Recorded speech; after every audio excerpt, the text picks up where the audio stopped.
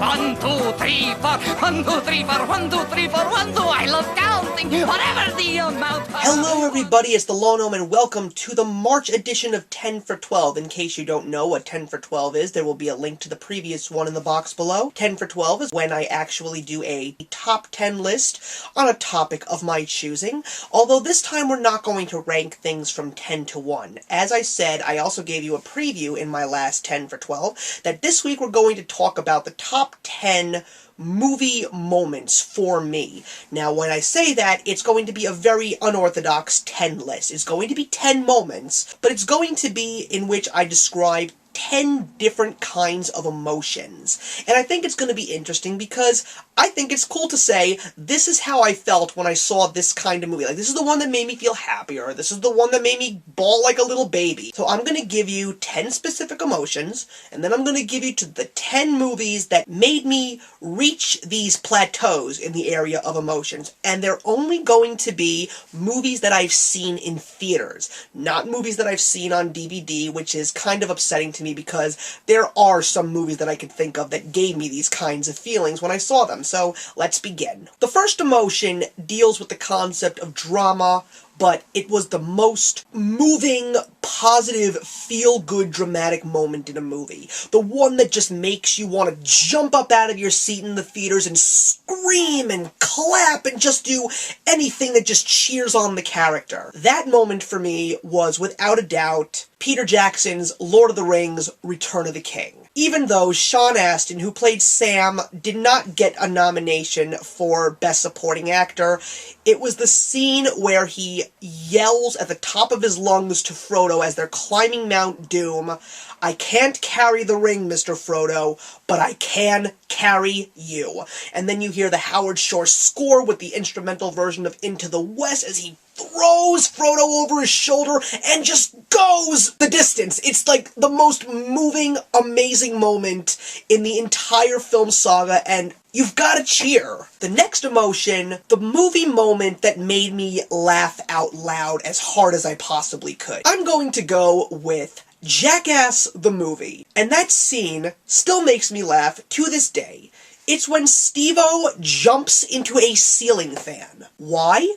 Because Steve-O jumped into a ceiling fan! I have watched that scene countless times, and even though Jackass is not one of the greatest movies, it's one of those movies that makes you lose an IQ point or two, that scene I will never get sick of. It's just so effing funny. The most gripping moment. Now, that's the moment that basically is keeping me on the edge of my seat, like my hands are practically clawing their way into the armrests in the theater seat, waiting for the final moment in this scene to come to an end and figure it out. And that goes all the way back to Apollo 13, when Mission Control is waiting to hear Lovell's voice, played by Tom Hanks, of course, waiting for him to say, "We're okay." And there's that massive pause. You have no idea if the crew has made it back to Earth. And you're wondering what happened, and then, out of nowhere, you hear Tom Hanks' voice, and you're just so happy to know that they made it safely. My biggest WTF moment. What does that mean? It's the moment that makes you wonder either why this is happening, or it's happening because of this, or like, whatever. You know what I mean? Like, it's one of those moments in the movie where you can't believe what you're watching is actually happening. And that goes back to the Tim Burton bomb Mars Attacks, ironically based on a comic book. And it's the scene where those people are in the van playing the yodeling music that causes the Martians' heads to explode. And you're looking at this and you're saying, are you serious? This is how you're killing these guys? With yodeling music? I mean, I don't know if there's anybody out there that really likes Mars Attacks. I mean, again, I love Tim Burton movies. There are some that I just still will never understand, and I'm still trying to figure out to this day how at one point I actually thought this movie, Mars Attacks, was good, and it's really not. And I think that that scene really seals the deal for it. The most awesome clapping during. Now, it's different from the dramatic moment. It's just that moment in the movie that's just so freaking awesome. A perfect example would be the one that I'm going to explain, when the bad guy is truly getting it from the forces of good, like that. Like when the Death Star explodes, or something like that. And I'm giving that to the scene where Eli Roth, when he was playing the character of Donnie Donowitz in Inglourious Bastards, is beating the Nazi officer to death with his baseball bat. That's the most awesome moment I've ever seen in movies. Inglourious Bastards is just an awesome movie.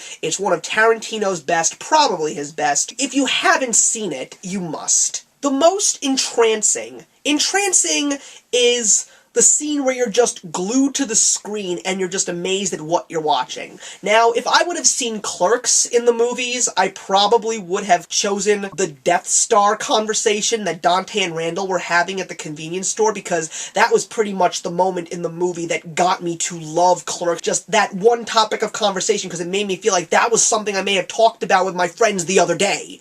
But the most entrancing moment in theaters would have to be the Disney sports film Miracle, when the United States hockey team is playing the Russian hockey team, and it's just beautifully reenacted alongside the voice recording track of Al Michaels as he was actually taking us through the game in the 1980s Olympics. And it's such a beautiful scene. It's reenacted move for move, perfectly based on all the commentary of the game when it actually played historically, especially all the way down to Do You Believe in Miracles? It's such a beautiful reenactment, and it's a wonderful movie. The scariest moment, the one that basically made me jump out of my seat, almost pee my pants, what have you.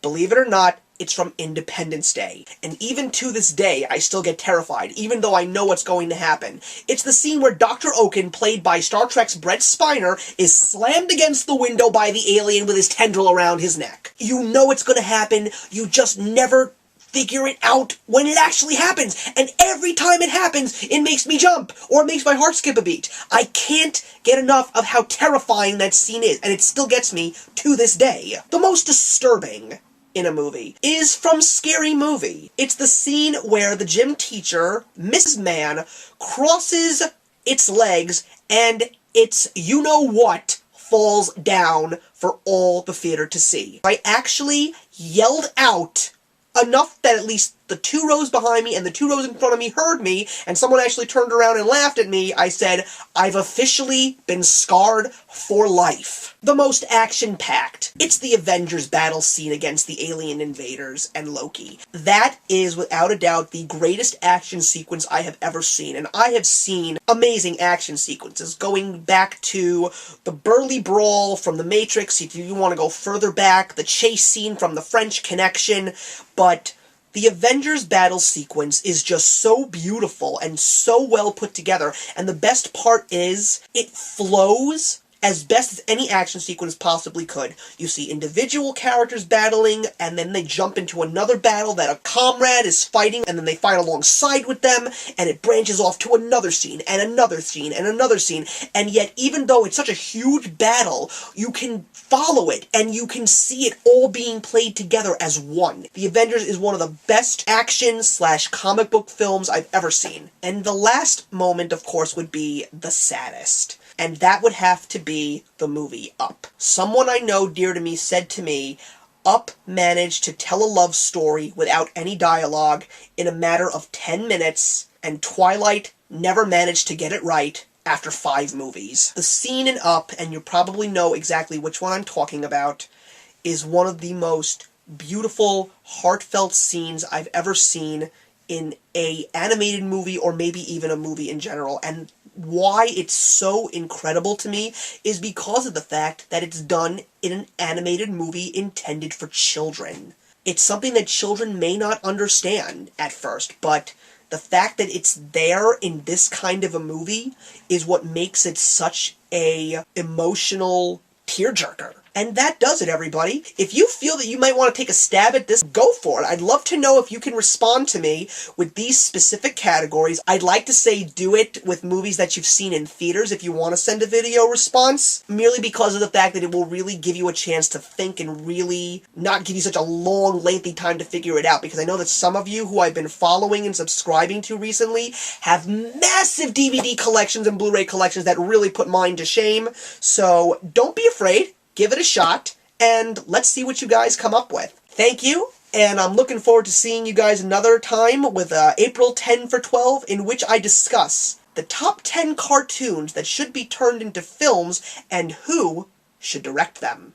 I am the Lawn Gnome. Actions speak louder than words.